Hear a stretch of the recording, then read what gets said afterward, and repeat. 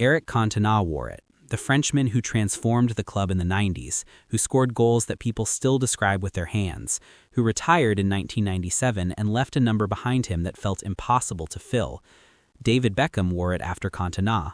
Beckham was sold to Real Madrid earlier this summer after years of being the most famous footballer on earth, and the shirt came open. It has been empty for 2 months. It is waiting. The man confirms it. You nod. You pick up the pen.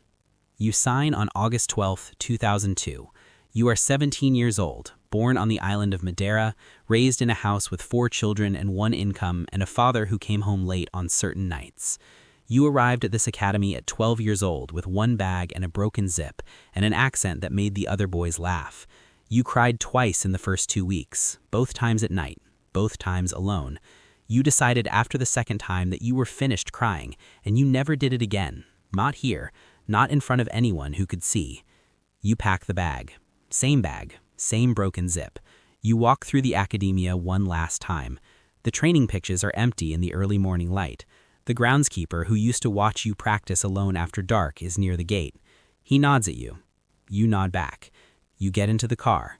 The city moves past the window, then the estuary, then the road to the airport.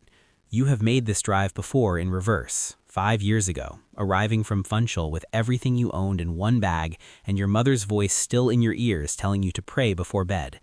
You board the plane. It banks north over the Atlantic. Below, the coast of Portugal gets small. The brown hills, the river mouth, the city. The stadium you played in 6 days ago, the one that still smells of fresh concrete, the one where 50,000 people watched you do something to Gary Neville that nobody who was there will forget. It gets small, then smaller. Manchester is 4 days from the start of a new Premier League season. It is raining. You land. Most people know the name. Not everyone knows the story behind it. That's what we do here. If that's the kind of content you want more of, subscribe. Leave a comment telling us whose story you want next.